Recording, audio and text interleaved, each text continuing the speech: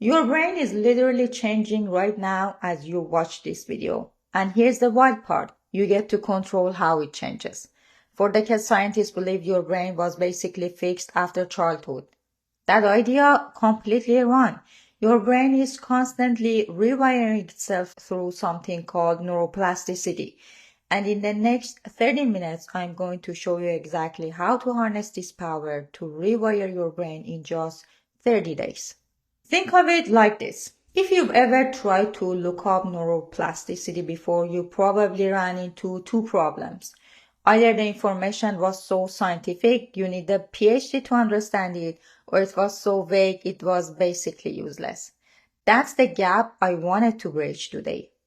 I'm going to explain exactly what neuroplasticity is using a visual metaphor that will make it click instantly. Then I'll give you 6 specific daily practices backed by real neuroscience research that trigger these brain changes. And finally, I'll map out a complete 30-day roadmap so you know exactly what to do each week. By the end of this video, you'll have everything you need to literally reshape your brain. No fluff, no pseudoscience, just practical steps based on what researchers have actually proven works. Let's start with what neuroplasticity actually means. Neuroplasticity is your brain ability to recognize itself by forming new neural connections throughout your entire life. That's a textbook definition. But here's the metaphor that makes it real. Think of your brain like a forest, and your thoughts, habits, and behaviors are like hiking trails through that forest. When you first start walking a new path, let's say you're trying to learn piano or start meditating, there is no trail yet. You're literally bushwhacking through thick undergrowth. It's hard. It takes effort. Your brain has to work to create that new neural pathway.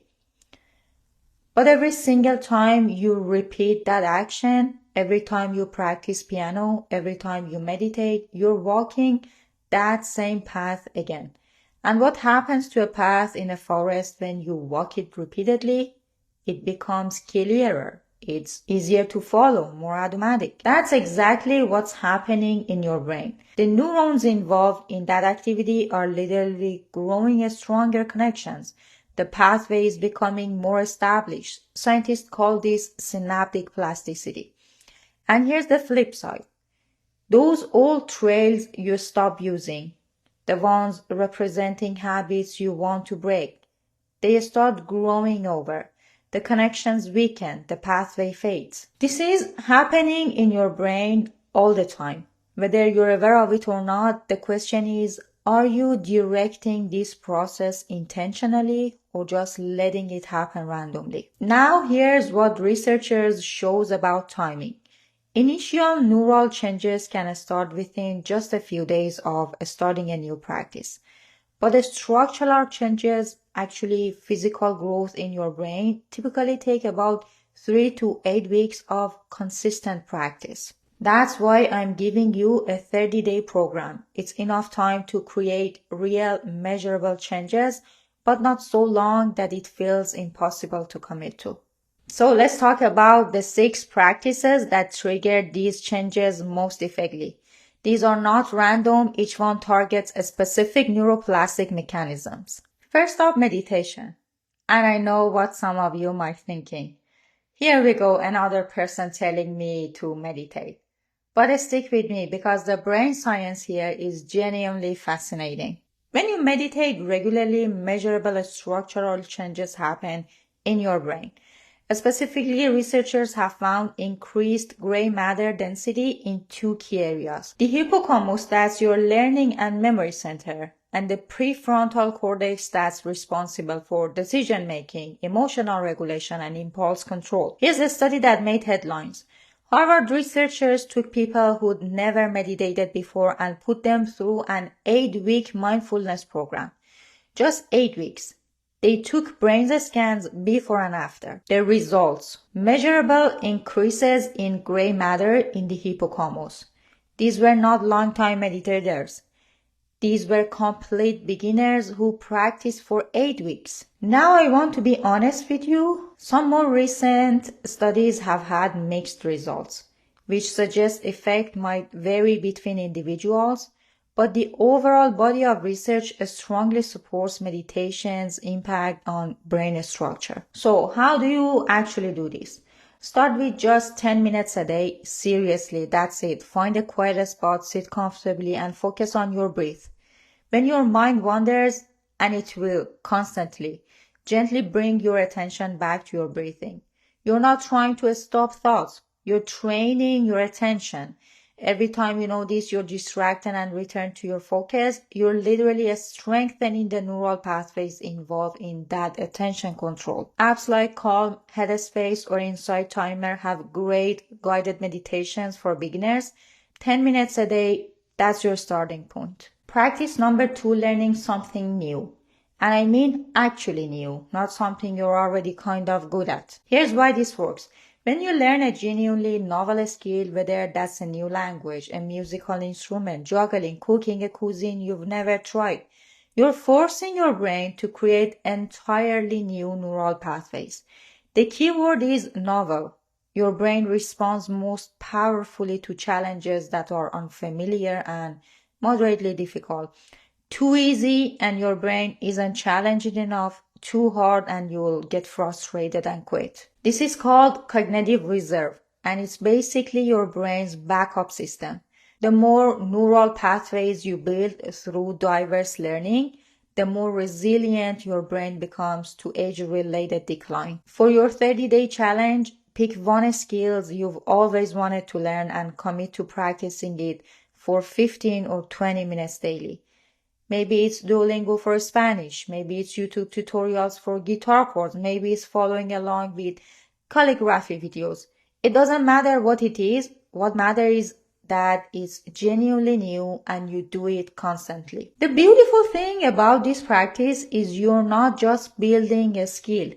You're fundamentally expanding your brain's capabilities. Practice 3, exercise. And if you're thinking, oh, I knew this was coming, I get it. But hear me out on why this is genuinely non-negotiable for brain rewiring. When you exercise, especially aerobic exercise like running, cycling, or dancing, your brain releases something called brain-derived neurotrophic factor, BDNF for short. Think of BDNF as fertilizer for your brain. It promotes the growth and survival of neurons. It literally helps your brain create new brain cells, a process called neurogenesis. And get this, studies have shown that regular aerobic exercise can increase the size of your hippocampus by 2 or 3% within just 6 months. Your hippocampus is critical for memory and learning.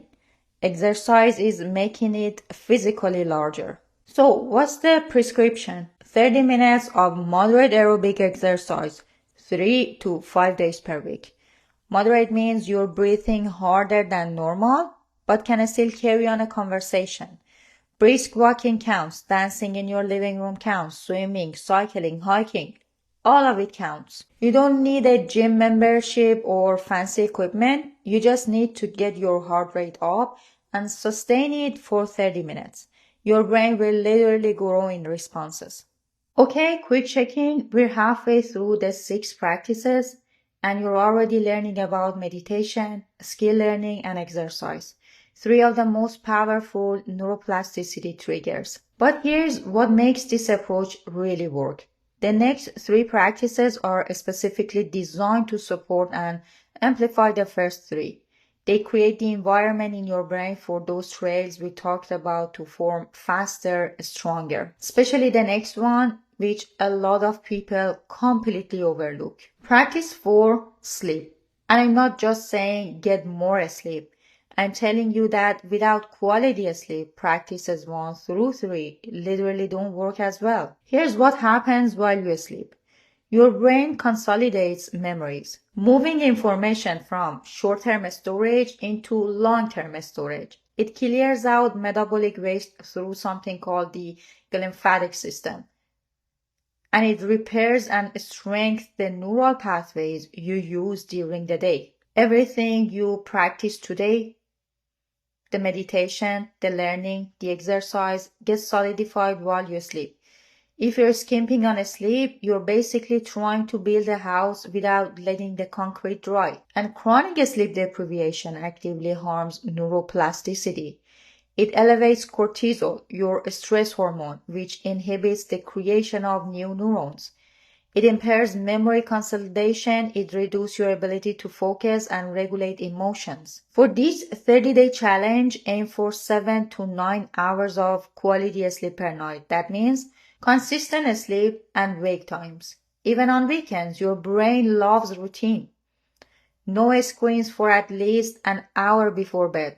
The blue light genuinely disrupts your sleep architecture. Keep your bedroom cool, dark, and quiet. I know this might be the hardest practice on this list, especially if you're juggling a lot, but if you had to prioritize one thing for brain health, sleep would be at the top of the list. It's the foundation everything else builds on. I've got another video about getting better sleep. These are tips I've tried myself and they made a big difference. Check it out here. Practice 5. Daily gratitude practice. And before you roll your eyes thinking this is just feel-good fluff, let me show you what's actually happening in your brain. When you actively practice gratitude, when you take time to genuinely appreciate specific things in your life, you're activating your prefrontal cortex. That's the part of your brain responsible for emotional regulation, decision making, and empathy. You're also triggering dopamine and serotonin release. These are your feel-good neurotransmitters, and here's the key. They don't just make you feel better in the moment. They enforce the neural pathways involved in generating those positive feelings. Researchers at UCLA did brain scans on people practicing gratitude. They found that gratitude literally activates brain regions associated with empathy and emotional regulation. And months after the gratitude intervention ended, participants still showed a higher neural sensitivity to gratitude. Months later, the brain changes persisted. So here's the practice. Every evening before bed, write down 3 specific things you're grateful for. And here's the crucial part. They have to be specific. Not I'm grateful for my family, but I'm grateful my sister texted me that funny meme this morning and it made me laugh during a stressful workday. Specificity forces your brain to relive the experience, which strengthens the positive neural pathway. 5 minutes before bed, 3 specific things, that's it. Practice 6. Cognitive reframing. This is probably the most psychologically oriented practice, but it's rooted in solid neuroscience. Cognitive reframing means deliberately changing how you interpret situations and experiences. It's the foundation of cognitive behavioral therapy, one of the most evidence-based psychological interventions we have. Here's the neuroplasticity connection. Every time you have a negative thought, let's say, I'm terrible at this, you're walking down that negative neural trail, making it stronger. Cognitive reframing means catching that thought and consciously choosing a different interpretation. Like, this is challenging right now, but I'm learning. When you do this repeatedly, 2 things happen. The negative pathway weakens from disuse, those trails start growing over, and the alternative, more balanced pathway strengthens through repetition. A 2020 meta-analysis found that CBT, which heavily uses cognitive reframing, is effective for 70% of people experiencing anxiety or depression. Here's how to practice this. Keep a simple thought log. When you notice a strong negative thought or emotional reaction, write it down. Then write an alternative interpretation, not fake positivity, but a more balanced perspective. Here's an example. Negative thought. My boss didn't respond to my email. They must be upset with me. Reframe it with, my boss is probably busy. There could be a dozen reasons for delayed response that have nothing to do with me. I'll follow up tomorrow if needed. Do this exercise once a day, especially around situations that trigger stress or anxiety. You're literally training your brain to default to more balanced thinking patterns. Alright, you've got 6 powerful practices. Now let's talk about how to actually implement them over the next 30 days without overwhelming yourself. The biggest mistake people make with habit formation is trying to do everything at once. That's a recipe for burnout. Instead, we're going to build progressively. I totally get it. I used to be the same. I'm a perfectionist by nature and always I wanted to do everything perfectly. But here's the thing. Progress matters way more than perfection. I actually made another video about how I overcame my perfectionism. Check it out here. Week 1. Foundation week. This week, focus on just 3 practices. Meditation, exercise, and sleep. Start with 10 minutes of meditation each morning. Schedule 30-minute exercise sessions 3 days this week. Put them in your calendar like appointment and commit to a consistent bedtime routine. That's it for week 1. 3 practices. Let yourself adjust. This week is about building the foundation. Week 2. Adding learning and gratitude. Continue meditation, exercise, and sleep, but now add in your learning practice and gratitude journal. 15 to 20 minutes of learning your new skill daily and 3 specific gratitude entries before bed. You're now doing 5 of the 6 practices. You're building momentum. Week 3. Full integration. This is the week you add cognitive reframing. Now all 6 practices are active. Keep your meditation, exercise, and sleep consistent. Continue your skill learning, write down your gratitude journal, and add your reframing thought log. This week will probably feel like the most intense week. That's normal. You're forming multiple new trails all at once. By week 4, things will start feeling more automatic. Week 4. Refinement and habit solidification. You're not adding anything new this week. You're just continuing all 6 practices and letting them get together. This is where the neuroplasticity magic really happens. Remember, structural brain changes typically take 3 to 8 weeks. By the end of this week, you're right in that window. Here's what a sample day might look like. In the morning, 10 minutes of meditation right after waking up. 20 minutes of skill learning, maybe with your coffee. And in the afternoon or evening, 30 minutes exercise session. And in the evening, cognitive reframing thought log if anything triggered you during the day. 3 gratitude entries before bed. Lights out at your consistent bedtime. This is a lot? Yes.